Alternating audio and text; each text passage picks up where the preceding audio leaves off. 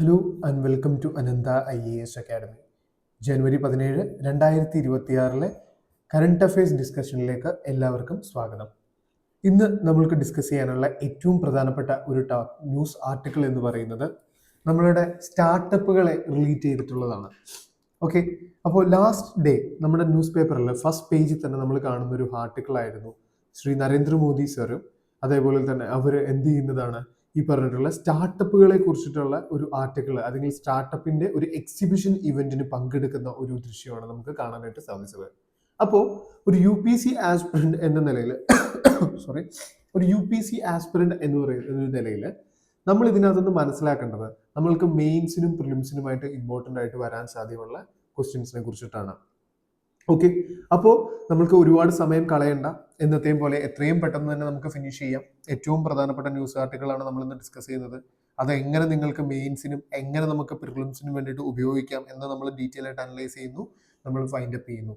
Unnecessary ആയിട്ടൊരു ഫാൽത്തു ബാത്, അത് നമുക്കൊരു ആവശ്യമില്ലാത്ത കാര്യങ്ങളൊന്നും നമ്മൾ എന്ത് ചെയ്യുന്നില്ല, സംസാരിക്കുന്നില്ല. ഓക്കെ, സോ നമുക്കിതൊരു എക്സാം ഓറിയന്റഡ് ആയിട്ട് ഈ ഒരു ന്യൂസ് ആർട്ടിക്കിളിനെ നമുക്ക് എങ്ങനെ ഒരു റോ മെറ്റീരിയൽ ആയിട്ട് എടുത്ത് നമുക്ക് വേണ്ട കാര്യങ്ങൾ പ്രൊഡ്യൂസ് ചെയ്യാം എന്ന് നമുക്ക് നോക്കാം. സോ നമുക്ക് മനസ്സിലായി സ്റ്റാർട്ടപ്പ് എന്ന് പറയുന്ന ഒരു കോൺസെപ്റ്റ് വളരെ ഇമ്പോർട്ടൻ്റ് ആണ്. അപ്പോൾ ആ ഒരു കോൺസെപ്റ്റിലെ ഊന്നിക്കൊണ്ടാണ് നമ്മളുടെ ഈ ഒരു ന്യൂസ് ആർട്ടിക്കിൾ വന്നിരിക്കുന്നത്.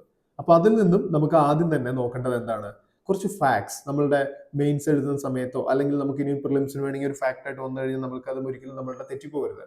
അപ്പോൾ അങ്ങനെയൊക്കെ നമുക്ക് മനസ്സിലാക്കി ചെയ്യാനായിട്ടുള്ള കുറച്ച് ഫാക്ട്സ് നമ്മൾ നോക്കുകയാണെങ്കിൽ നമുക്ക് ഏറ്റവും ഇമ്പോർട്ടൻ്റ് ആയിട്ട് നമുക്ക് മനസ്സിലാവുന്ന ഒരു ഫാക്ട് എന്ന് പറയുന്നത് എന്താണ്, there is nearly 2 lakh recognized startups in India.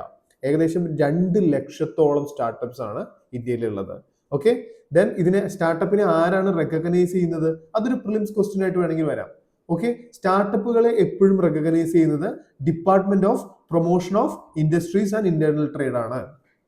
Okay, ഇതൊരു ഫാക്ട് ആണ്, നമ്മൾ മറന്നു പോകരുത്. സ്റ്റാർട്ടപ്പുകളെ ഇന്ത്യയിൽ റെക്കഗ്നൈസ് ചെയ്യുന്നത് ആരാണ്, department for promotion of industries and internal ട്രേഡിനാണ്.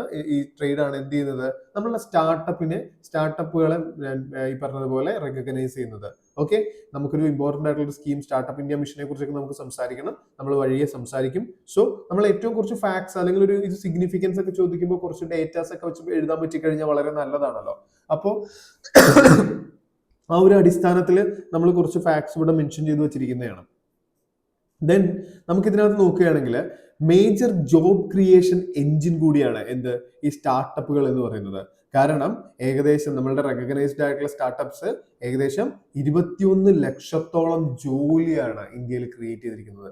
അപ്പോൾ ഇന്ത്യ പോലുള്ള ഒരു രാജ്യത്ത് ഈ അൺഎംപ്ലോയ്മെന്റ് എന്ന് പറയുന്നത് വളരെ വലിയൊരു പ്രോബ്ലം ആയിട്ട് നിൽക്കുന്ന ഈ ഒരു സിറ്റുവേഷനിൽ ഇഫ് ഒരു 21 ലക്ഷം ജോബുകൾ ക്രിയേറ്റ് ചെയ്യാൻ സാധിച്ചു എന്ന് പറഞ്ഞു കഴിഞ്ഞാൽ അത് വളരെ വലിയൊരു അച്ചീവ്മെന്റ് തന്നെയാണ്. അപ്പോൾ ആ ഒരു രീതിയിൽ നോക്കുകയാണെങ്കിൽ ഒരു എംപ്ലോയ്മെന്റ് ജനറേഷനും ഈ പറഞ്ഞിട്ടുള്ള സ്റ്റാർട്ടപ്സ് വളരെയധികം സഹായിച്ചിട്ടുണ്ട്. ഓക്കെ, അത് നമുക്ക് ഇതിനകത്ത് നിന്ന് മനസ്സിലാവുന്നു. ദെൻ ഒരു സോഷ്യൽ ആംഗിളിൽ നമ്മൾ നോക്കുകയാണെങ്കിൽ ഓഫ് കോഴ്സ് നമ്മളുടെ പറഞ്ഞിട്ടുള്ള എംപ്ലോയ്മെന്റ് എന്ന് പറയുന്നത് ഒരു സോഷ്യൽ ആംഗിൾ തന്നെയാണ്. ബട്ട് സ്റ്റിൽ ഇതിനകത്ത് വരുന്ന ഈ ഹ്യൂമൻ പാർട്ടിസിപ്പേഷൻ കാര്യങ്ങളൊക്കെ, അതായത് നമ്മളുടെ സ്ത്രീജനങ്ങളുടെ ഈ പറഞ്ഞിട്ടുള്ള അവരുടെ പാർട്ടിസിപ്പേഷൻ കൂടുന്നതായിട്ട് നമുക്ക് കാണാനായിട്ട് സാധിക്കുന്നു. അപ്പോൾ നമ്മളുടെ എന്താ പറയാ, ഈ പറഞ്ഞിട്ടുള്ള ഏകദേശം 10,000-ഓളം സ്റ്റാർട്ടപ്സ്, ഈ പറഞ്ഞിട്ടുള്ള നമ്മളുടെ 2 ലക്ഷത്തിൽ വരുന്ന ഏകദേശം 10,000-ഓളം, സ്റ്റിൽ അത് വളരെ ചെറിയൊരു നമ്പറാണ്. അറ്റ്ലീസ്റ്റ് ഒരു ആൾ എന്ന് പറയുന്നത് എന്താണ്, ഒരു വുമൺ ഈ പറഞ്ഞിട്ടുള്ള ഡയറക്ടറാണ്. ഇപ്പൊ നമ്മൾ തന്നെയാണെങ്കിലും ഇപ്പൊ നമ്മളുടെ ഷാർക്ക് ടാങ്ക് ഇന്ത്യ എന്നൊക്കെ പറയുന്ന ഈ പ്രോഗ്രാമിലൊക്കെ നോക്കുകയാണെങ്കിൽ ഒരുപാട് സ്ത്രീ ഫൗണ്ടേഴ്സ്, അതായത് വുമൺ ഫൗണ്ടേഴ്സിനെ നമുക്ക് കാണാനായിട്ട് സാധിക്കും. അത് ആ ഒരു കാര്യം കൂടി വളരെ നല്ലൊരു കാര്യമാണ്. when we say about this startup അല്ലെങ്കിൽ സ്റ്റാർട്ടപ്സിന്റെ കാര്യത്തിൽ നോക്കുകയാണെങ്കിൽ വുമൺ പാർട്ടിസിപ്പേഷനെ ബൂസ്റ്റ് ചെയ്യാനും സ്റ്റാർട്ടപ്പ് ഒരുപാട് ഹെൽപ്പ് ചെയ്തിട്ടുണ്ടെന്ന് നമുക്ക് മനസ്സിലാവുന്നുണ്ട്. ഇത് കൂടാതെ നമ്മൾ അടുത്തതായിട്ട് നോക്കുകയാണെങ്കിൽ എന്താണ്, നമ്മുടെ കുറച്ച് ഗവൺമെന്റ് സ്ട്രക്ചേഴ്സിനെ കുറിച്ച് നമ്മൾ ഈ എല്ലാ പോയിന്റിനെയും, ഈ 5 പോയിന്റിനെ കുറിച്ച് നമ്മൾ ഡീറ്റെയിൽ ആയിട്ട് തന്നെ നോക്കും. ഞാനൊരു ഇൻട്രഡക്ഷൻ പോലെ പറയുകയാണ്. Then government support structures active, അതായത് schemes like startup India, seed fund schemes. ഇപ്പൊ നമ്മളൊക്കെ കേട്ടിട്ടുണ്ടോ, അപ്പോൾ നമ്മളുടെ ഒരു ഏറ്റവും കൂളസ്റ്റ് ട്രെൻഡ് എന്ന് പറയുന്നത് സ്റ്റാർട്ടപ്പ് തുടങ്ങുക എന്ന് പറയുന്ന ഒരു സംഗതിയാണല്ലോ.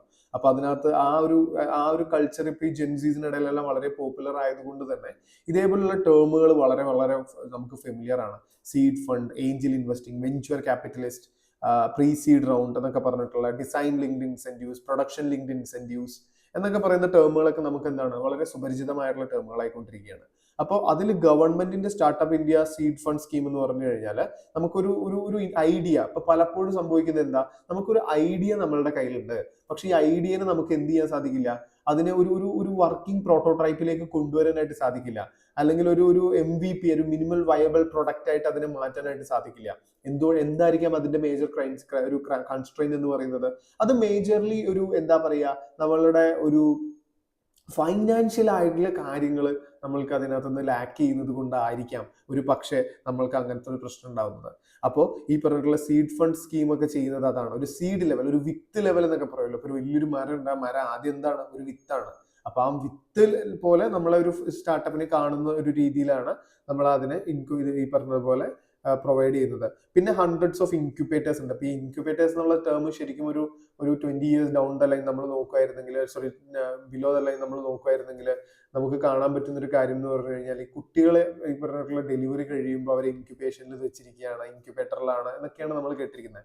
അപ്പൊ അതേപോലെ അതേ ഒരു കൾച്ചർ എന്ത് ചെയ്യുന്നു, ഈ സ്റ്റാർട്ടപ്പിനും കൊണ്ടുവന്നിരിക്കുകയാണ്. അതായത് ഒരു സ്റ്റാർട്ടപ്പിൽ ഒരാൾ വന്നു കഴിഞ്ഞാൽ ഒരു ബിസിനസ് ബാക്ക്ഗ്രൗണ്ട് പോലും ഇല്ലാത്ത ഒരാളായിരിക്കും. ഇപ്പൊ സപ്പോസ് ഇപ്പോൾ IIT മദ്രാസിൽ നിന്ന് ഇലക്ട്രിക്കൽ എഞ്ചിനീയറിങ്ങിനോ അല്ലെങ്കിൽ മെക്കാനിക്കൽ എഞ്ചിനീയറിങ്ങിനോ ബിരുദം നേടി ഒരു BTechൽ പാസ്സായിട്ടുള്ള ഒരാൾ വന്നിട്ട് അയാൾ ഒരു ബിസിനസ് സ്റ്റാർട്ട് ചെയ്യുമ്പോൾ അയാളെ സംബന്ധിച്ചിടത്തോളം മേ ബി അയാൾക്ക് ആ ഒരു പ്രൊഡക്റ്റ് ഉണ്ടാക്കാനുള്ള ഒരു കേപ്പബിലിറ്റി ഉണ്ടാവാം. പക്ഷെ അതിന്റെ ഒരു ബിസിനസ് സൈഡ് എന്തുണ്ടാവില്ല, അയാൾക്ക് ഒരു പക്ഷെ ഒരു സ്കില്ല് ഉണ്ടാവണം എന്ന് നിർബന്ധമില്ല. അതായത് എങ്ങനെ മാർക്കറ്റ് ചെയ്യണം, എങ്ങനെയാണ് ഇതിന്റെ ഫൈനാൻസ് ചെയ്യേണ്ടത്, എന്തൊക്കെയാണ് ഇതിന് കിട്ടുന്ന ഗ്രാന്റുകൾ, ഇതിന്റെ മാർക്കറ്റ് എവിടെയാണ്, എങ്ങനെ ഇതിനെ എക്സ്പോർട്ട് ചെയ്യാം, എങ്ങനെ ഇതിലേക്ക് ഇൻവെസ്റ്റ്മെന്റ്സ്, അതായത് ഫ്യൂച്ചർ ആയിട്ടുള്ള വെഞ്ചർ ക്യാപിറ്റലിസ്റ്റിനെ എങ്ങനെ ഇതിനകത്തേക്ക് ഇൻകോർപ്പറേറ്റ് ചെയ്യാം, അതേപോലെ തന്നെ ഏഞ്ചൽ ഇൻവെസ്റ്റേഴ്സിന്റെ അടുത്തേക്ക് എങ്ങനെ പോവാം, എങ്ങനെ ഇതിന്റെ പ്രൊഡക്ഷനെ സ്കെയിൽ ചെയ്യാം, അതൊന്നും അയാൾക്ക് ഒരു പക്ഷെ എന്തുണ്ടാവില്ല, ധാരണ ഉണ്ടാവണം എന്ന് നിർബന്ധമില്ല. അപ്പൊ ആ ഒരു കണ്ടീഷനിൽ അപ്പൊ അവിടെ വളരെയധികം ഇമ്പോർട്ടന്റ് ആയിട്ടുള്ള ഒരു റോള് പ്ലേ ചെയ്യുന്ന ഒരു ഓർഗനൈസേഷൻ അല്ലെങ്കിൽ ഒരു സെഗ്മെന്റ് അല്ലെങ്കിൽ ഒരു പോർഷൻ ഓഫ് സ്റ്റാർട്ടപ്പ് എന്ന് പറയുന്നതാണ് ഇൻക്യുബേറ്റേഴ്സ് എന്ന് പറയുന്നത്. ഇപ്പൊ നമ്മളുടെ സാം ഓൾട്ട്മാനെ ഒക്കെ നോക്കുകയാണെന്നുണ്ടെങ്കിൽ അദ്ദേഹത്തിന്റെ ഫണ്ടിങ്ങിലൊക്കെ നിൽക്കുന്ന ഒരു ഇൻക്യുബേറ്റർ ആണ് Y Combinator എന്ന് പറയുന്നത്. Y Combinator വഴി ഒരുപാട് സ്റ്റാർട്ടപ്സിന് ഇനീഷ്യൽ ഇൻക്യുബേഷൻസ് കിട്ടുന്നുണ്ട്. ഈ ഇൻക്യുബേഷൻ എന്ന് പറയുമ്പോൾ എന്താണ്, ഒരിക്കലും ചിലപ്പോൾ ഒരു ഇക്വിറ്റി ക്ലെയിം ചെയ്തുകൊണ്ടായിരിക്കാം, അല്ലെങ്കിൽ അതായത് ഒരു ഓണർഷിപ്പ് ക്ലെയിം ചെയ്തുകൊണ്ടായിരിക്കാം, ഒരു പെർസെന്റേജ് ഓഫ് ഇക്വിറ്റി ക്ലെയിം ചെയ്തുകൊണ്ടായിരിക്കാം, അല്ലെങ്കിൽ ചിലപ്പോൾ എന്താണ് ഗ്രാന്റുകളാവാം, അല്ലെങ്കിൽ ചിലപ്പോൾ അവർക്ക് ഒരു അസിസ്റ്റൻസ് ആവാം. ഇപ്പൊ ഫോർ എക്സാമ്പിൾ ഇപ്പൊ നിങ്ങളൊരു നോൺ കോഡിംഗ് ഫൗണ്ടർ ആണെന്ന് വിചാരിക്കുക. അതായത് നിങ്ങൾക്കൊരു ആപ്പ് സ്റ്റാർട്ട് ചെയ്യണം, പക്ഷെ നിങ്ങൾക്ക് കോഡിംഗ് അറിയില്ല, പക്ഷെ നിങ്ങൾ വളരെയധികം എന്താണ് ബിസിനസ്സിൽ കേപ്പബിലിറ്റി ഉള്ള ആളാണ്, നിങ്ങളുടെ ഐഡിയ വളരെ നല്ലതാണ്. അപ്പൊ ഈ ഒരു സാഹചര്യത്തിൽ എന്താണ് സംഭവിക്കുക, ഈ ഒരു സാഹചര്യത്തിൽ നിങ്ങൾ ഒരു ഇൻക്യുബേഷനിലേക്ക് ചെല്ലുകയാണെങ്കിൽ, ഒരു ഇൻക്യുബേറ്ററിനെ അപ്രോച്ച് ചെയ്യുമ്പോൾ ആ ഇൻക്യുബേറ്ററിൽ നിങ്ങൾക്ക് എന്ത് പ്രൊവൈഡ് ചെയ്യാം, അവർക്ക് വേണമെന്നുണ്ടെങ്കിൽ ഒരു കോഡറെ പ്രൊവൈഡ് ചെയ്യാം, അല്ലെങ്കിൽ കോഡിംഗ് അറിയുന്ന ഒരു സെറ്റ് ഓഫ് പൂൾ ഓഫ് ടാലൻസിന് നിങ്ങൾക്ക് വേണ്ടിയിട്ട് എന്ത് ചെയ്യാം, അവർക്കത് പ്രൊവൈഡ് ചെയ്യാൻ സാധിക്കും. അപ്പോൾ അങ്ങനെയാണ് ഈ പറഞ്ഞിട്ടുള്ള ഇൻക്യുബേറ്റേഴ്സ് എല്ലാം വർക്ക് ചെയ്യുന്നത്. Then public funding through FOF and credit support, the fund of funds four startups. അതായത് ഫണ്ടിങ്, അതായത് എപ്പോഴും ഒരു ഗ്രോത്ത് എന്ന് പറയുന്നത് എന്താ, ഒരു ക്യാപിറ്റലിസ്റ്റിക് അല്ലെങ്കിൽ ഒരു ക്യാപിറ്റലിസ്റ്റിക് ഫിലോസഫി എന്ന് പറയുന്നത് തന്നെ എന്താണ്, പൈസ ഇൻവെസ്റ്റ് ചെയ്യൂ, പൈസ ഉണ്ടാക്കൂ എന്ന് പറയുന്ന പോലെയാണ് അല്ലെ. നമ്മൾ മണി ഇൻവെസ്റ്റ് ചെയ്തിട്ട് മണി MIM എന്ന് പറയും അല്ലെ, മണി ഇൻവെസ്റ്റ് മണി, അതായത് മണിക്ക് വേണ്ടിയിട്ട് എന്ത് ചെയ്യുക, മണി ഇൻവെസ്റ്റ് ചെയ്യുക. അതായത് നമുക്ക് ഏൺ ചെയ്യാൻ വേണ്ടിയിട്ട് എന്ത് ചെയ്യുക, പൈസ ഇൻവെസ്റ്റ് ചെയ്യണം, എന്നാലാണ് നമുക്ക് ഏൺ ചെയ്യാൻ പറ്റുള്ളൂ. അതാണ് ഒരു ക്യാപിറ്റലിസ്റ്റിക് ഫിലോസഫി എന്ന് പറയുന്നത്. അപ്പൊ ആ ഒരു ക്യാപിറ്റലിസ്റ്റിക് ഫിലോസഫിയിൽ നമ്മൾ നോക്കുമ്പോൾ ഒരു സ്റ്റാർട്ടപ്പിനെ സംബന്ധിച്ചിടത്തോളം ഏറ്റവും വളരെ ഇമ്പോർട്ടന്റ് ആയിട്ടുള്ള ഒരു കാര്യം എന്ന് പറയുന്നത് എന്താണ്, അതിന്റെ ഫൈനാൻസ് ആണ്. അതിന് ഈ പറഞ്ഞതുപോലെയുള്ള ഒരു വർക്കിംഗ് ക്യാപിറ്റൽ ആണ്. ഇപ്പൊ ഈ പറഞ്ഞിട്ടുള്ള ഫേമസ് ആയിട്ടുള്ള സ്റ്റാർട്ടപ്സും ഇപ്പോൾ കോവിഡ് ടൈമിൽ ഇപ്പോൾ ഓൾ ഈറ്റ് എന്നൊക്കെ പറയുന്ന ഒരു സ്റ്റാർട്ടപ്പും കാര്യങ്ങളൊക്കെ ഉണ്ടായിരുന്നു. വളരെയധികം ട്രാക്ഷൻ ലഭിച്ചെങ്കിലും അവർക്ക് പോസ്റ്റ് കോവിഡ് എന്ത് ചെയ്തില്ല, അവർക്ക് സസ്റ്റെയിൻ ചെയ്യാനായിട്ട് സാധിച്ചില്ല. അതിന്റെ കാരണം എന്താണ്, അവർക്കൊരു സസ്റ്റൈനബിൾ ആയിട്ടുള്ള ഒരു എന്താണ്, അവർക്കൊരു ഇൻവെസ്റ്റ്മെന്റ് ചാനൽ ക്രിയേറ്റ് ചെയ്യാനായിട്ട് സാധിച്ചില്ല. അവരിലേക്ക് വരുന്ന ഇൻവെസ്റ്റ്മെന്റ് എന്തായിരുന്നു, പ്രോപ്പർ ആയിരുന്നില്ല. അപ്പോൾ ഈ ഒരു കാര്യങ്ങളെ അടിസ്ഥാനമാക്കിക്കൊണ്ടാണ് this is an introduction to the startup culture. I mean not the startup culture, this is the introduction to the startup concept in India.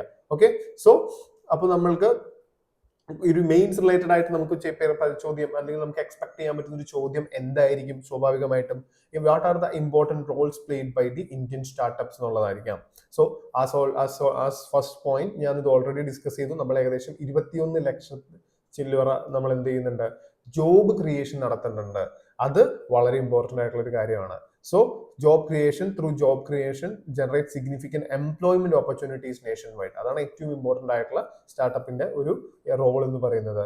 അതേപോലെ തന്നെ innovation and technology development, introduce disruptive technologies in AI, health care. ഇപ്പൊ നമ്മൾ നോക്കിക്കഴിഞ്ഞാൽ innovative ആയിട്ടുള്ള ideas, ഇപ്പൊ നമ്മൾ there is a difference between business അല്ലേ. ഇപ്പൊ ഞാനൊരു ഹോട്ടൽ സ്റ്റാർട്ട് ചെയ്യുന്നതും ഞാനൊരു ഒരിക്കലും ഒരു ഹോട്ടൽ സ്റ്റാർട്ട് ചെയ്ത എന്നെ എന്ത് ചെയ്യാൻ പറ്റില്ല, ഒരു സ്റ്റാർട്ടപ്പ് എന്ന് വിളിക്കാൻ പറ്റില്ല അല്ലേ. അതൊരു ബിസിനസ് ആണ് ഞാൻ ഹോട്ടൽ സ്റ്റാർട്ട് ചെയ്യുന്നത്. There is a difference between usual business അല്ലെങ്കിൽ conventional business style and startups. ഈ ബിസിനസിന്റെ എന്ന് പറയുമ്പോൾ എന്താണ്, ഓൾറെഡി എക്സിസ്റ്റിംഗ് ആയിട്ടുള്ള ഒരു ഐഡിയനെ നമ്മൾ എന്ത് ചെയ്യുന്നു, എക്സിക്യൂട്ട് ചെയ്യുന്ന ആ ഒരു സെറ്റപ്പിനെയാണ് നമ്മൾ ബിസിനസ് എന്ന് വിളിക്കുന്നത്, അല്ലെങ്കിൽ നോർമൽ ട്രേഡിംഗ് എന്ന് വിളിക്കുന്നത്, അല്ലെങ്കിൽ ഒരു കൺവെൻഷണൽ കച്ചവടം എന്ന് പറയുന്നത്. അതിനെ ഈ പറയുന്നത് സ്റ്റാർട്ടപ്പ് ആയിട്ട് ഇത് ചെയ്യുന്നത് എങ്ങനെയാണ്, ഡിഫറൻഷിയേറ്റ് ചെയ്യുന്നത് എങ്ങനെയാണ്. സ്റ്റാർട്ടപ്പിൽ the element of innovation will be very high. ആ ഒരു ഇന്നോവേറ്റീവ് ആയിട്ടുള്ള ഒരു എലമെന്റ് ഉണ്ടാവും എപ്പോഴും സ്റ്റാർട്ടപ്പിൽ. ഒരു പുതിയ ആശയം ഉണ്ടാവും. ആ പുതിയ ആശയത്തെ പുതിയ രീതിയിൽ എക്സിക്യൂട്ട് ചെയ്യുന്ന ഒരു രീതി ഉണ്ടാവാം. ഒരുപക്ഷെ പുതിയ ആശയം ആയിക്കൊള്ളണം എന്ന് നിർബന്ധമില്ല, പുതിയ രീതിയിലുള്ള ഒരു എക്സിക്യൂഷൻ സ്റ്റൈൽ ഉണ്ടാവാം. ടെക്നോളജിയുടെ participation കൂടുതലായിരിക്കാം.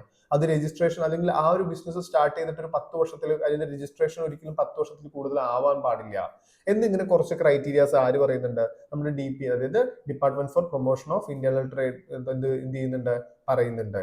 Okay, industry and internal trade പറയുന്നുണ്ട്. അപ്പോൾ നമ്മൾ നോക്കുകയാണെങ്കിൽ ഇന്നോവേഷനും, അപ്പൊ നമ്മൾ നോക്കിക്കഴിഞ്ഞാൽ ഈ സ്റ്റാർട്ടപ്പുകളാണ് എപ്പോഴും പുതിയ പുതിയ ഐഡിയാസ് എപ്പോഴും പ്രൊമോട്ട് ചെയ്യുന്നത്. ഇപ്പൊ സ്വിഗ്ഗി അല്ലെങ്കിൽ സൊമാറ്റോ എന്ന് പറയുന്ന ഒരു സ്റ്റാർട്ടപ്പ് എന്താണ്, ഒരു ആശയം ഉണ്ടായിരുന്നു, എന്താണ്, ഫുഡ് ഡെലിവറി. ഓൾറെഡി ഓരോ ഹോട്ടൽസും അവരുടെ ഇൻഡിവിജ്വൽ കപ്പാസിറ്റിയിൽ ഫുഡ് ഡെലിവറിയും കാര്യങ്ങളൊക്കെ നടത്തുന്നുണ്ടായിരുന്നു. ബട്ട് സ്റ്റിൽ അതിനെ ഒന്ന് ഓർഗനൈസ് ചെയ്തിട്ട് ഒരു പ്രോപ്പർ ഒരു ഗിഗിന്റെ സപ്പോർട്ടോട് കൂടിയിട്ട് അതിനെ ചാനലൈസ് ചെയ്യാനായിട്ട് അവർക്ക് സാധിച്ചു. സിമിലർലി നമ്മളിപ്പോ നോക്കുകയാണെന്നുണ്ടെങ്കിൽ ബാംഗ്ലൂരു ബേസ്ഡ് ഡ്രോൺ സ്റ്റാർട്ടപ്സ്, അതേപോലെ തന്നെ ഇപ്പൊ ദീപേന്ദ്ര ഗോയലിന്റെ, അതായത് സൊമാറ്റോയുടെ ഫൗണ്ടറിന്റെ റീസെന്റ് നമ്മുടെ ഫ്ലൈറ്റ് ഉപയോഗിച്ചുകൊണ്ടുള്ള ഡെലിവറി സിസ്റ്റം പ്ലാനിങ്. അപ്പോൾ അങ്ങനെ അതേപോലെ തന്നെ ഇപ്പൊ ഇലോൺ മസ്കിന്റെ നോക്കുകയാണെന്നുണ്ടെങ്കിൽ നമ്മളുടെ ന്യൂറലിങ്ക്. അപ്പോൾ അങ്ങനെ പല പല ഇന്നോവേറ്റീവ് ആയിട്ടുള്ള സാം ഓൾട്ട്മന്റെ ChatGPT.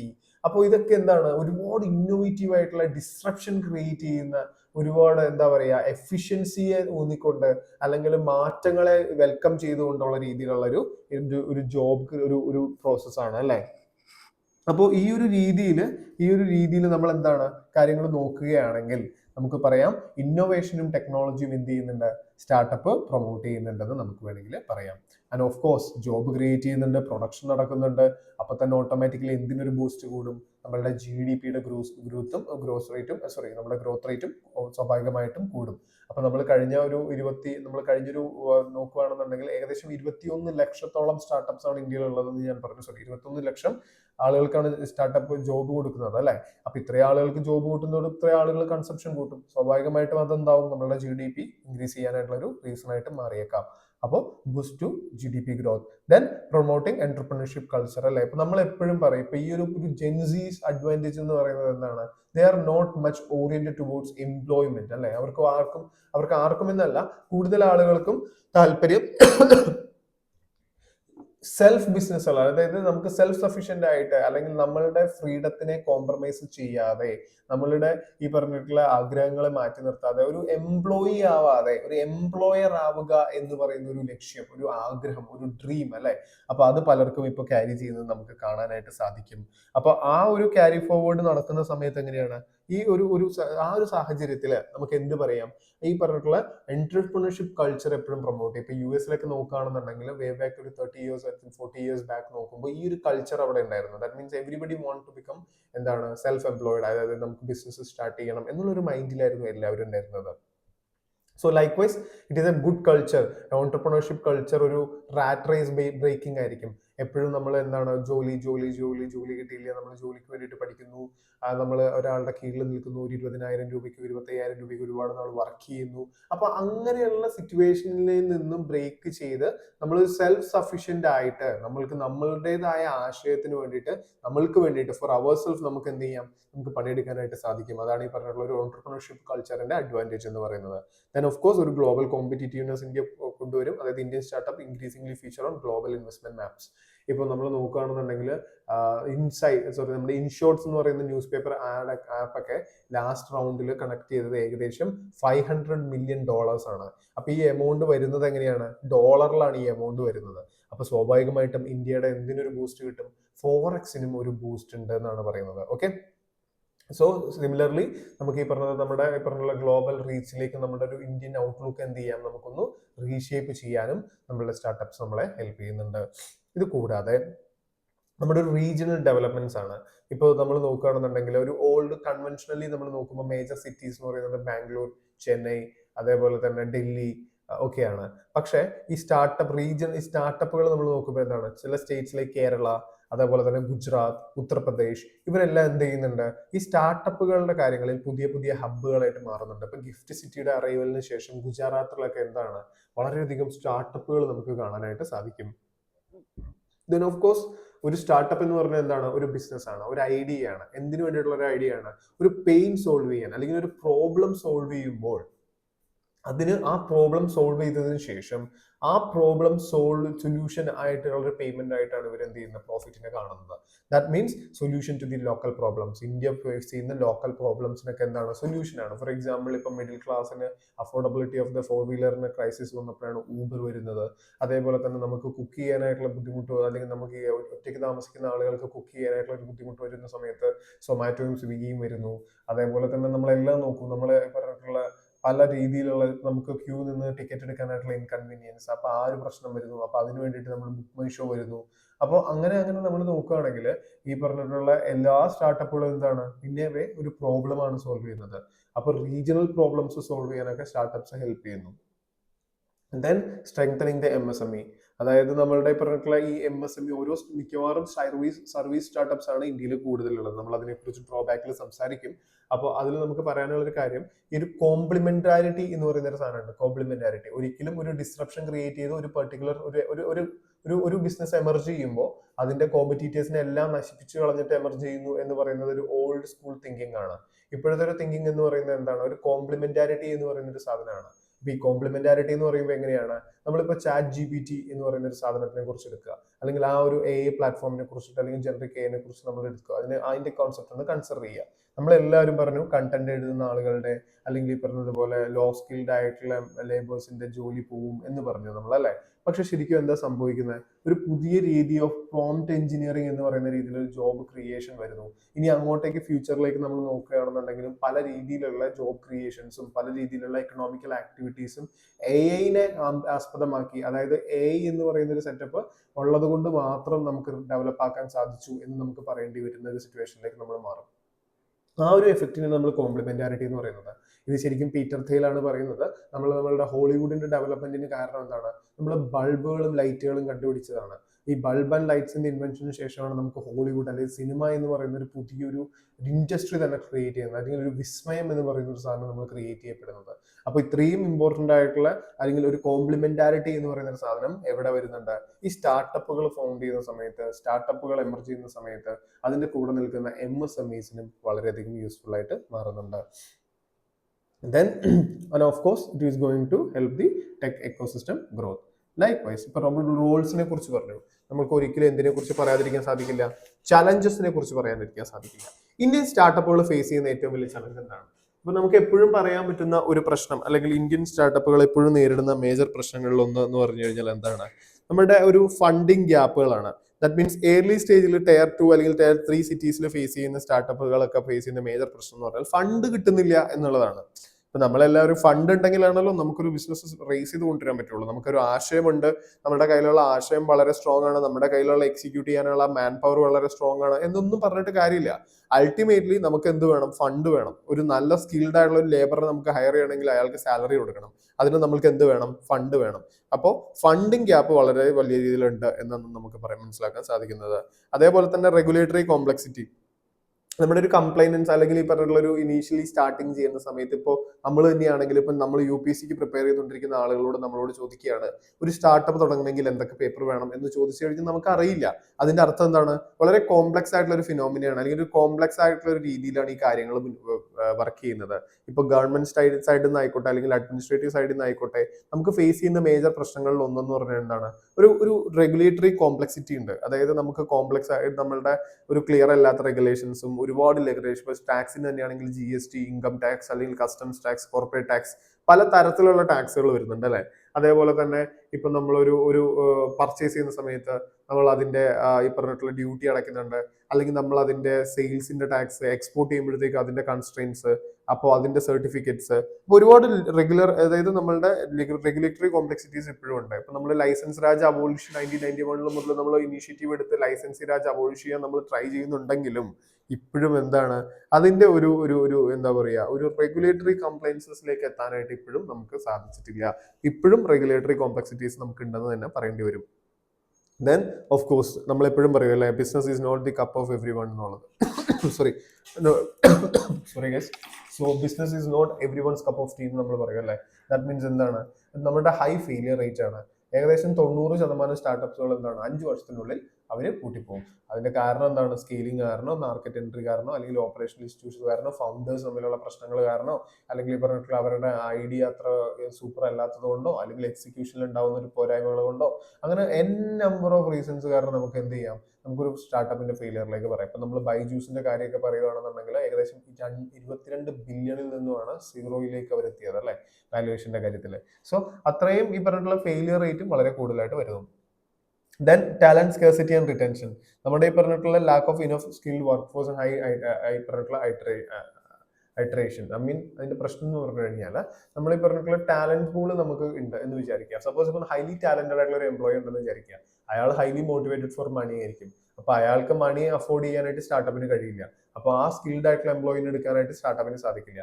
അപ്പൊ എന്ത് സംഭവിക്കും? അവിടെ ഈ പറഞ്ഞിട്ടുള്ള ഒരു ടാലന്റ് സ്കേഴ്സിറ്റി വരാനായിട്ട് അതിനൊരു കാരണമായിട്ട് മാറും. Then rural urban divide. അത് ഞാൻ കൂടുതൽ പറയേണ്ട ആവശ്യമില്ല. എപ്പോഴും റൂറൽ സൈഡ്, അർബൻ സൈഡിലായിരിക്കും ഏറ്റവും കൂടുതൽ സ്റ്റാർട്ടപ്പുകൾ നമുക്ക് കാണാനായിട്ട് സാധിക്കുന്നത്. അതിനൊരു റെവല്യൂഷൻ എന്ന രീതിയിൽ നമ്മളുടെ ശ്രീധർ വെമ്പുവിന്റെ സോഹോ പോലുള്ള ഓർഗനൈസേഷൻസ് വില്ലേജ് സൈഡിൽ സെറ്റപ്പ് ചെയ്യുന്നു എന്നൊക്കെ നമുക്ക് കേൾക്കാനായിട്ട് സാധിക്കുന്നുണ്ട്. പക്ഷെ അതൊക്കെ ഒരു എക്സെപ്ഷൻസ് ആണ്. ജനറലാലിറ്റി അതത്ര ഇല്ല എന്ന് തന്നെ നമ്മൾ മനസ്സിലാക്കണം. Then market saturation. ഇപ്പൊ നമ്മളിപ്പോ എഡ്ടെക് അല്ലെ, ഇപ്പൊ എല്ലാവരും എഡ്ടെക് എന്നുള്ളതാണ്. ഇപ്പൊ നമ്മൾ നോക്കുക, അൺ അക്കാഡമി, ബൈജൂസ്, പിന്നെ ഈ പറഞ്ഞിട്ടുള്ള വേദാന്ത, അല്ലെങ്കിൽ ഒരുപാട് അക്കാഡമീസ് എന്തുണ്ട് ഈ പറഞ്ഞിട്ടുള്ള ഓൺലൈൻ എഡ്ടെക് പ്ലാറ്റ്ഫോംസിന്റെ രീതിയിൽ വരുന്നുണ്ട്. അപ്പൊ ഈ എഡ്ടെക് എന്തൊക്കെ അതേപോലത്തെ ചില സാച്ചുറേറ്റഡ് ആയിട്ടുള്ള ഈ പറഞ്ഞ ഇപ്പൊ ഫൈനാൻസ്, ഫിൻടെക്, എഡ്ടെക് ഒക്കെ ഓൾറെഡി സാച്ചുറേറ്റഡ് ആണ്. ഒറ്റും ഡൈവേഴ്സ്ഡ് ആയിട്ടുള്ള അല്ലെങ്കിൽ ഒരു ഡെൽറ്റ ഫോളോ ചെയ്യാതെ, ഒരു ഡൈവേഴ്സ് ആയിട്ടുള്ള മാർക്കറ്റ് അല്ലെങ്കിൽ സെക്ടേഴ്സ് ക്യാപ്ചർ ചെയ്യാൻ നിൽക്കാതെ എപ്പോഴും ഒരു നോർമൽ ആ ഒരു സംഗതിയിലേക്ക് മാത്രം പോകുന്നത് ഒരു പ്രശ്നമാണെന്ന് നമുക്ക് മനസ്സിലാക്കാനായിട്ട് സാധിക്കും. Then IP and innovation challenges. അതായത് നമ്മുടെ പേറ്റന്റ് പ്രോസസ് ഒക്കെ ഇപ്പോഴും പ്രശ്നങ്ങളാണ്. നമുക്ക് ഇപ്പോഴും കുറെ ഇഷ്യൂസ് ഉണ്ട്. ഇപ്പൊ IP വേണമല്ലോ. അപ്പൊ ഒരു ക്യാപിറ്റലിസ്റ്റിന് എപ്പോഴും ഒരു പ്രോഫിറ്റ് മോട്ടീവ് എന്ന് പറയുന്നത് എന്താണ്? എപ്പോഴും ഒരു മോണോപ്പൊളി ആകുമ്പോഴാണ്. അപ്പോൾ അതിനകത്തേക്ക് നമുക്കൊരു IP ഉണ്ടാവുക എന്ന് പറയുന്നത്, നമ്മുടെ ഒരു ഇന്റലക്ച്വൽ പ്രോപ്പർട്ടി റൈറ്റും എഗ്രിമെന്റും നമുക്ക് ഉണ്ടാവുക എന്ന് പറയുന്ന ഒരു സംഗതി നമുക്ക് വളരെ യൂസ്ഫുൾ ആണ്. പക്ഷെ ഇന്ത്യൻ കണ്ടീഷനിൽ അത് കുറച്ച് ഡ്രോബാക്ക് ആയിട്ട് നമുക്ക് ഫീൽ ചെയ്യാറുണ്ട്. Then customer trust and branding issues. അപ്പൊ ഈ പറഞ്ഞിട്ടുള്ള ഒരു ക്രെഡിബിലിറ്റി വേണം. ഇപ്പൊ ഞാൻ പുതിയതായിട്ടൊരു ഐസ്ക്രീം ഉണ്ടാക്കി കഴിഞ്ഞാൽ എന്റെ ഐസ്ക്രീം നിങ്ങൾ ഹെൽത്തി ആണെന്ന് എങ്ങനെ മനസ്സിലാക്കും? അല്ലെങ്കിൽ അത് ഒരു പ്രശ്നങ്ങളൊന്നും ക്രിയേറ്റ് ചെയ്യുന്നില്ല എന്ന് നിങ്ങൾ എങ്ങനെ മനസ്സിലാക്കും?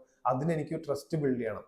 അപ്പോൾ ആ ഒരു ട്രസ്റ്റും ആ ഒരു ബ്രാൻഡിങ് ഇഷ്യൂസും നമുക്കൊരു പ്രശ്നമുണ്ട്. Then dependency on private Capitals. ഈ പറഞ്ഞിട്ടുള്ള ഹെവി റിലയൻസ് ഓൺ VC. നമ്മളിപ്പോൾ ഈ പറഞ്ഞ ഈ ക്യാപിറ്റൽ പോലുള്ള മാഗസീൻസ് വായിക്കുന്ന സമയത്ത് നമുക്ക് മനസ്സിലാക്കാൻ സാധിക്കുന്നത്, ഓരോ സ്റ്റാർട്ടപ്സും എഫിഷ്യന്റ് ആയിട്ട് വർക്ക് ചെയ്തുകൊണ്ടിരിക്കുന്നതിനിടയിൽ VC ഇൻവെസ്റ്റ്മെന്റിന് ശേഷം ഈ VCസിന്റെ ഇന്റർഫിയറൻസ് കാരണം അതിന്റെ പ്രോപ്പർ ഫംഗ്ഷനിങ് നടക്കാതെ അത് ക്ലോസ് ഡൗൺ ചെയ്ത് പോകേണ്ട സിറ്റുവേഷനിലേക്കൊക്കെ വന്ന ഒരു സിറ്റുവേഷൻ നമ്മൾ പലപ്പോഴും വായിക്കാറുണ്ട്. Then awareness and accessibility. Many entrepreneurs, especially in smaller town, are unaware or unable to access government support facility. ഇപ്പൊ നമ്മൾ തന്നെയാണെങ്കിലും ഒരുപാട് യൂട്യൂബ് വീഡിയോസും കാര്യങ്ങളൊക്കെ കാണാറുണ്ട് അല്ലെ. നമുക്ക് ഗവൺമെന്റിന്റെ കയ്യിൽ നിന്ന് 10 കോടി രൂപ ഗ്രാന്റ് കിട്ടും, 10 ലക്ഷം രൂപ ഗ്രാന്റ് കിട്ടും എന്നൊക്കെ പറഞ്ഞിട്ട്. പക്ഷെ അതിനെക്കുറിച്ചിട്ടുള്ള ഒരു പ്രോപ്പർ അവയർനെസ് ഇല്ലാത്തതും നമുക്കൊരു പ്രോബ്ലം ആയിട്ട് പറയാം. ഓക്കെ, ദെൻ അത്രയാണ് നമുക്ക് ഒരു പ്രോബ്ലംസ് ആയിട്ട് പറയാൻ പറ്റുന്നത്. ദെൻ കുറച്ച് ഗവൺമെന്റ് സ്കീംസ് ഞാൻ ഇവിടെ പ്രൊവൈഡ് ചെയ്തിട്ടുണ്ട്. That is startup India scheme. Okay, അതൊരു ഫ്ലാഗ്ഷിപ്പ് ഇനീഷ്യേറ്റീവ് ആണ് for ease of doing business, tax braces, self certification, recognition ഒക്കെ ആയിട്ട് നമ്മുടെ സ്റ്റാർട്ടപ്പിനെ റെക്കഗ്നൈസ് ചെയ്യാനായിട്ടുള്ള ഒരു സ്കീമാണെന്ന് വേണമെങ്കിൽ നമുക്കൊരു അംബ്രല്ല സ്കീം എന്ന രീതിയിൽ ഇതിനെ വേണമെങ്കിൽ പ്രൊജക്ട് ചെയ്യാം. That is startup India scheme. Then startup India seed fund scheme, നമ്മൾ ആദ്യം തന്നെ പറഞ്ഞു നമ്മുടെ ഏർലി ഫണ്ടിങ്ങിന് വേണ്ടിയിട്ടാണ്. അതായത് പ്രോട്ടോടൈപ്പ് ഡെവലപ്പ് ചെയ്യാനും പ്രൊഡക്റ്റ് ഉണ്ടാക്കാനൊക്കെ ആയിട്ടുള്ള ഒരു ഫണ്ടാണ് നമ്മുടെ സ്റ്റാർട്ടപ്പ് ഇന്ത്യ സ്കീം എന്ന് പറയുന്നത്. Then fund of fund for startups. അപ്പോൾ നമ്മൾ മനസ്സിലാക്കേണ്ടത് ഈ fund of fund for startups എന്ന് പറയുമ്പോൾ ക്വസ്റ്റ്യൻ വരുന്നത് എന്താണ്? This is managed by SIDBI. Okay, അപ്പോൾ നമ്മുടെ സിഡ്ബിയുടെ ഒരു ഫണ്ട് ഓഫ് ഫണ്ട്സ് ആണ്. Then credit guarantee scheme for startups, Atal innovation missions, MeitY startup hub, digital India genesis, അങ്ങനെ കുറേയും സ്കീംസ് നമ്മൾ ഇതിനകത്ത് പ്രൊവൈഡ് ചെയ്തിട്ടുണ്ട്. ഈ PDF എല്ലാം നമ്മളുടെ ടെലഗ്രാം ചാനലിൽ അവൈലബിൾ ആണ്. നിങ്ങൾ കയറി എന്ത് ചെയ്യുക, നിങ്ങളത് ഡൗൺലോഡ് ചെയ്തിരുന്ന് വായിക്കുക. ഓക്കെ, ദെൻ നമുക്ക് ഈ ഒരു ചലഞ്ചസിന് എങ്ങനെയാണ് സൊല്യൂഷൻ എന്ന് പറയുന്നത്? So expand funding beyond metro hubs. അതായത് നമ്മുടെ VC നെറ്റ്വർക്കിനെ നമുക്കൊരു സ്റ്റേറ്റ് ലെവൽ ഫണ്ടുകളും കാര്യങ്ങളും Tier 2 Tier 3 സിറ്റീസിനും കാര്യങ്ങൾക്കൊക്കെ വേണ്ടിയിട്ട് എന്ത് വേണം, നമ്മൾ ആ ഒരു VCയുടെ നെറ്റ്വർക്ക് ഉപയോഗിച്ച് അത് നമ്മൾ അവിടെയുള്ള സ്റ്റാർട്ടപ്പുകൾക്ക് എന്ത് വേണം, ഒരു സപ്പോർട്ട് പ്രൊവൈഡ് ചെയ്യണം. അപ്പോഴാണ് റീജിയണൽ ഇംബാലൻസസ് ഇല്ലാതെ നമുക്ക് കാര്യങ്ങൾ മുന്നോട്ടേക്ക് നീക്കാനായിട്ട് സാധിക്കുള്ളൂ. Then simplify the regulations and compliance, strengthen infrastructure and incubation, enhance the skill development, increase market access, promote international collaboration, improve awareness and outreach, focus on deep tech and R&D. വളരെ simple ആണ്. Just ഒരു 1 time read മതി നിങ്ങൾക്ക് ഈ കാര്യങ്ങൾ മനസ്സിലാക്കാനായിട്ട്. അതാണ് ഞാനിത് എക്സ്പ്ലെയിൻ ചെയ്യാതെ ഇരിക്കുന്നത്. ഓക്കെ, ദെൻ ഐ ബിലീവ് നിങ്ങൾക്ക് ഈ സ്റ്റാർട്ടപ്പിനെ കുറിച്ചിട്ടുള്ളത് നല്ലൊരു ഡീറ്റെയിൽ ആയിട്ടുള്ളൊരു ഓവർവ്യൂ കിട്ടിയെന്ന് ഞാൻ വിശ്വസിക്കുന്നു. ഓക്കെ, ദെൻ നമുക്കിനി അടുത്ത ടോപ്പിക്കിലേക്ക് പോവാം. അടുത്ത ടോപ്പിക് എന്ന് പറയുന്നത് നമ്മൾക്ക് ആ ഒരു ടോപ്പിക്കിനെ കുറിച്ച് കൂടുതൽ ഡിസ്കസ് ചെയ്യുന്നതിന് മുന്നേ നമുക്ക് impeachment process of A supreme കോടതി ജഡ്ജ് അല്ലെങ്കിൽ ഒരു ഹൈക്കോടതി ജഡ്ജിന്റെ ഇംപീച്ച്മെന്റ് പ്രോസസ് എങ്ങനെയാണെന്നുള്ളത് നമുക്ക് ജസ്റ്റ് നോക്കാം. സോ ഒരു റിമൂവൽ മോഷൻ ഒരു ഹൈക്കോടതി ജഡ്ജിന്റെയോ സുപ്രീം കോടതിന്റെയോ ഒരു റിമൂവ് ചെയ്യണമെങ്കിൽ ഒരു റിമൂവൽ മോഷൻ ഫസ്റ്റ് തന്നെ എന്ത് ചെയ്യണം, പാർലമെന്റിൽ പാസ്സാക്കണം. ഓക്കെ, അപ്പൊ പാർലമെന്റിൽ എന്ന് പറയുമ്പോഴത്തേക്ക് 2 ഹൗസസ് ആണ്, ലോക്സഭയും രാജ്യസഭയാണ് ഉള്ളത്. അപ്പൊ ലോക്സഭയിലാണെങ്കിൽ അത് എത്ര പേര് സപ്പോർട്ട് ചെയ്യണം? 100 പേര് സപ്പോർട്ട് ചെയ്യണം. അതായത് 100 പേര് സൈൻ ചെയ്ത് 100 പേര് സപ്പോർട്ട് ചെയ്താൽ മാത്രമാണ് ആ ഒരു മോഷൻ അംഗീകരിക്കാനായിട്ട് പറ്റുള്ളൂ. ഓക്കെ, അത് അപ്രൂവ് ചെയ്യുന്നത് സ്പീക്കറാണ്. ഇൻ കേസ് ഓഫ് രാജ്യസഭ ഈ 100 പേര് എന്നുള്ളതിന് പകരം എന്തായിരിക്കണം, 50 പേര് സൈൻ ചെയ്യണം. ഓക്കെ, എന്നിട്ട് ചെയർമാന്റെ കയ്യിലേക്ക് കൊടുക്കണം. ഓക്കെ, സോ അപ്പൊ ഈ ചെയർമാൻ എന്ത് ചെയ്യാം, ഈ പറഞ്ഞിട്ടുള്ള മോഷൻ അക്സെപ്റ്റ് ചെയ്യാം അല്ലെങ്കിൽ റിജക്ട് ചെയ്യാം. In case of Rajya Sabha, speaker in case of Lok Sabha എന്ത് ചെയ്യും, അവർക്ക് വേണമെങ്കിൽ അക്സെപ്റ്റ് ചെയ്യാം, ഇല്ലാന്നുണ്ടെങ്കിൽ റിജക്ട് ചെയ്യാം. ഓക്കെ, ദെൻ അപ്പൊ ഞാൻ പറഞ്ഞു റിജക്ട് ചെയ്യാം അല്ലെങ്കിൽ അക്സെപ്റ്റ് ചെയ്യാന്ന് വിചാരിക്കാം. അപ്പൊ first second case that is if the motion is admitted, അതായത് മോഷൻ അഡ്മിറ്റ് ചെയ്തു എന്ന് വിചാരിക്കുക.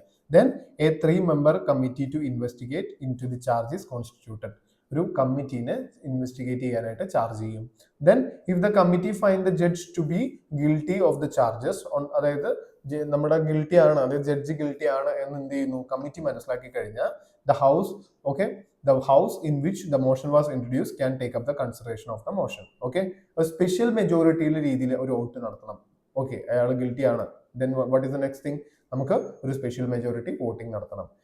സ്പെഷ്യൽ മെജോറിറ്റി വോട്ടിംഗ് നടത്തി അത് പാസ്സായി കഴിയുമ്പോൾ, സ്പെഷ്യൽ മെജോറിറ്റി എന്ന് പറയുമ്പോൾ എന്താണ്, total membership of the house and majority of not less than 2/3 members present and voting. Then once the house in which removal motion was introduced passes it with special majority, it goes to the second house which also has to pass it with a special majority. ആദ്യത്തെ ഹൗസിൽ individual ആയിട്ട് ഇതിന് joint sitting ഇല്ല. ആദ്യത്തെ ഹൗസിൽ പോകുന്നു, സ്പെഷ്യൽ മെജോറിറ്റിയിൽ പാസ് ആവുന്നു. സ്പെഷ്യൽ മെജോറിറ്റി എന്ന് പറയുമ്പോഴത്തേക്ക് എന്താണ്, total membership of the house and majority of not less than 2/3 members present and voting. അത് കഴിഞ്ഞിട്ട് അത് എന്ത് ചെയ്യുന്നു, സെക്കൻഡ് ഹൗസിൽ പോകുന്നു. സെക്കൻഡ് ഹൗസിലും ഇത് പോയിട്ട് ഇത് സ്പെഷ്യൽ മെജോറിറ്റിയിൽ പാസ്സാവണം. അപ്പൊ ആ മോഷൻ പാസ്സായി കഴിഞ്ഞാൽ ആരൊരു അഡ്രസ് ചെയ്യും, പ്രസിഡന്റ് ഒരു അഡ്രസ് ചെയ്യും. That is the removal of the judges addressed എന്ന് പറഞ്ഞിട്ട് അദ്ദേഹം ഒരു അഡ്രസ് നടത്തും. അപ്പോഴാണ് നമ്മുടെ ഈ പറഞ്ഞിട്ടുള്ള ജഡ്ജിനെ ഇംപീച്ച് ചെയ്യുന്നത്. ഇതാണ് ഇംപീച്ച്മെന്റ് പ്രോസസ് എന്ന് പറയുന്നത്. ഓക്കെ, സോ ഈ ഒരു കേസിൽ എന്താണ് ഈ കേസ് എന്ന് പറഞ്ഞു കഴിഞ്ഞാൽ, നമ്മുടെ ജസ്റ്റിസ് ജശ്വന്ത് വർമ്മ എന്ന് പറയുന്ന ഒരാളുണ്ടായിരുന്നു. അപ്പൊ അദ്ദേഹം എന്ത് ചെയ്യുന്നു, അദ്ദേഹത്തെ ഈ പറഞ്ഞ സുപ്രീം കോടതി rejected justice Jaswant Varma's challenge to the Lok Sabha speaker decision to form a house inquiry committee for his removal. അദ്ദേഹത്തിന്റെ റിമൂവലിന് വേണ്ടിയിട്ട് സ്പീക്കർ ഉണ്ടാക്കിയിരിക്കുന്ന ഇൻക്വയറി കമ്മിറ്റിയുടെ ഈ പറയുന്ന ഡിസിഷൻസിനെ പുള്ളി ചലഞ്ച് ചെയ്തു. That is Yashwant Varma challenge ചെയ്തു. The court held that constitutional safeguard for judges cannot be used to stall or paralyse the removal process. ഒരിക്കലും constitutional safeguards of judges എന്തിനു വേണ്ടിയിട്ട് യൂസ് ചെയ്യാൻ പാടില്ല, അവരുടെ റിമൂവൽ പ്രോസസ്സിനെ പാരലൈസ് ചെയ്യരുത്, അതിനെ തടസ്സപ്പെടുത്തരുത്. അങ്ങനെ ആയിക്കഴിഞ്ഞാൽ പിന്നെ ഒരിക്കലും ജഡ്ജസിന് അക്കൗണ്ടബിലിറ്റി എന്ന് പറയുന്ന ഒരു സാധനം ഉണ്ടാവില്ലല്ലോ. അപ്പൊ അതാണ് അങ്ങനെ ആ കോൺസ്റ്റിറ്റ്യൂഷൻ ഇത് ഇങ്ങനെ വന്നിരിക്കുന്നത്, കോടതി വിധി ഇങ്ങനെ വന്നിരിക്കുന്നത്. And also, it clarified that under Judges Inquiry Act, an inquiry committee can be formed only when both the houses of parliament admit a notice of motion on the same day. And also, in case one house admitted the motion while the other rejected. ഇവിടെ സംഭവിച്ചത് എന്താണ്, ഒരു Lok Sabha accept ചെയ്തു, Rajya Sabha reject ചെയ്യുകയാണ് ചെയ്തത്. Means ആ ദിവസം തന്നെ അക്സെപ്റ്റ് ചെയ്തില്ല, rejected it, so the statutory conditions were not met. The court disagreed with Allahabad High Court's view that such rejection create disabling consequences, forcing MPs to start afresh. It ruled that rejection by one house does not make the other house incompetent, but fresh motion is required. Okay, then ഇത് നമുക്ക് ഇത്രയും detail ആയിട്ടൊന്നും നോക്കണ്ട. Basically just ഞാൻ ആ story എന്താണെന്ന് നിങ്ങൾക്ക് പറഞ്ഞുതരിക എന്ന് മാത്രമേ ഉള്ളൂ. അത് കൂടെ നിങ്ങൾ ഏറ്റവും ഇമ്പോർട്ടൻ്റ് ആയിട്ട് നോക്കേണ്ടത് എന്താണ്, നമ്മുടെ പ്രിലിംസിന് വേണ്ടിയിട്ട് ഇംപീച്ച്മെന്റ് പ്രോസസ്സ് എങ്ങനെ വരും എന്നുള്ളത് ജസ്റ്റ് മനസ്സിലാക്കി വെക്കുക. ഓക്കെ, ദെൻ നമുക്ക് ഫൈനലി കൺക്ലൂഡ് ചെയ്യാം. കൺക്ലൂഡ് ചെയ്യുന്നതിന് മുന്നേ നമുക്ക് കുറച്ച് ഇമ്പോർട്ടൻ്റ് ആയിട്ടുള്ള പ്ലേസസ് ഇൻ ന്യൂസിനെ കുറിച്ച് പറയണം. ദാറ്റ് ഈസ് ചബഹാർ പോർട്ടാണ്. ചബഹാർ പോർട്ട് ഇറാനിലാണ് വരുന്നത്.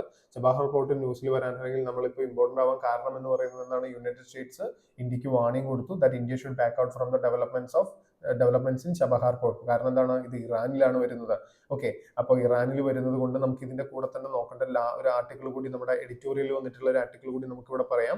ദാറ്റ് ഈസ് നമ്മുടെ എന്താണ്, ട്രംപ് അഡ്മിനിസ്ട്രേഷൻ പറഞ്ഞിരിക്കുന്നത് എന്താണ്, ഇറാന്റെ കൂടെ ഈ പറഞ്ഞിട്ടുള്ള ട്രേഡ് ചെയ്യുന്ന എല്ലാ കൺട്രീസിനും 25% ടാരിഫ് വരും എന്ന് പറയുന്നു.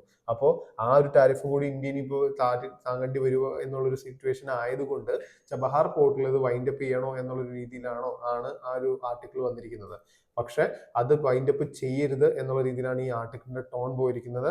That is appeasement of A global power however strong cannot ensure India's interest. Only an assertion of its strategic autonomy can do. അതായത് ഒരിക്കലും മറ്റുള്ള ഒരു രാജ്യത്തിന്റെ ഭീഷണിക്ക് വഴങ്ങി ഇന്ത്യയുടെ ഈ പറഞ്ഞിട്ടുള്ള ഇൻട്രസ്റ്റുകളെ മാറ്റി നിർത്തരുത് എന്നുള്ള രീതിയിലാണ് ഈ ആർട്ടിക്കിൾ പറഞ്ഞിരിക്കുന്നത്. അപ്പോൾ ഇതിൽ പറഞ്ഞിരിക്കുന്നത് എന്താണ്, ട്രംപിന്റെ അഡ്മിനിസ്ട്രേഷൻ ഇപ്പോൾ ചെയ്തിരിക്കുന്ന പരിപാടി എന്താ, 25% ഡ്യൂട്ടി അല്ലെങ്കിൽ ടാരിഫ് എന്തിനെ ഏർപ്പെടുത്തിയിരിക്കുന്നു, നമ്മളുടെ ഈ പറഞ്ഞിട്ടുള്ള ഇറാനുമായിട്ട് ട്രേഡ് ചെയ്യുന്ന ആളുകളായിട്ട്. ഇന്ത്യ ഇറാനുമായിട്ട് നല്ലൊരു ട്രേഡ് റിലേഷൻ ഉള്ള ഒരു രാജ്യം തന്നെയാണ്. അത് മാത്രമല്ല, നമ്മൾ ഒരുപാട് ബില്യൺസ് ഓഫ് റുപ്പീസ് ആണ് നമ്മുടെ ചബഹാർ പോർട്ടിന്റെ ഡെവലപ്മെന്റിന് വേണ്ടിയിട്ടൊക്കെ ആയിട്ട് സ്പെൻഡ് ചെയ്തിരിക്കുന്നത്. അപ്പോൾ അത് വളരെ വലിയൊരു ക്രൈസിസിലാണ് നിൽക്കുന്നത്. So UPSC may ask a question on where is Chabahar port, ഏത് രാജ്യത്താണ് ഉള്ളത്, അത് it is in Iran. Okay, so അത് മനസ്സിലാക്കുക. ദെൻ അടുത്ത ഒരു ഇമ്പോർട്ടന്റ് ആയിട്ടുള്ള ഒരു പ്ലേസ് ന്യൂസ് എന്ന് പറയുന്നത് Balram Ambaji wildlife sanctuary in Gujarat ആണ്. ഓക്കെ, അവിടെ ഈ പറഞ്ഞിട്ടുള്ള diversion of forest land for pilgrimage എന്ന് പറയുന്ന ഒരു ഇഷ്യൂ നടക്കുന്നുണ്ടായിരുന്നു. അപ്പോൾ അതിന്റെ അടിസ്ഥാനത്തിലാണ് നമുക്ക് കൂടുതൽ ആ ഒരു പൊളിറ്റിക്സ് ഓഫ് ദി ഇഷ്യൂ കയറി പോകേണ്ട. നമുക്ക് ആകെ മനസ്സിലാക്കേണ്ട എന്താണ്, Balram Ambaji wild life sanctuary എവിടെയാണ്, അത് ഗുജറാത്തിലാണ് എന്ന് മാത്രം മനസ്സിലാക്കി കഴിഞ്ഞാൽ മതി. ഓക്കെ, ദെൻ നമുക്ക് ഇതിനകത്ത് നമുക്ക് നോക്കേണ്ട ഈ ഒരു ആർട്ടിക്കിളിൽ നിന്ന് നമുക്ക് കിട്ടുന്ന ഒരു പ്രിലിംസ് ഹിന്റ് എന്ന് പറയുന്നത് എന്താണ്, പാക്സിലിക്ക എന്ന് പറയുന്നത് എന്താണ്, പാക്സിലിക്ക എന്ന് പറഞ്ഞാൽ എന്താണെന്നുള്ളതാണ്. It is a US high technology partnership with India US high technology പാർട്ണർഷിപ്പിനെയാണ് പാക്സിലിക്ക എന്ന് പറയുന്നത്. ഇപ്പോഴും ഹോൾഡിലാണ്. അത് എത്രയും പെട്ടെന്ന് ഓപ്പൺ ആക്കണം എന്നാണ് ഓദർ പറയുന്നത്.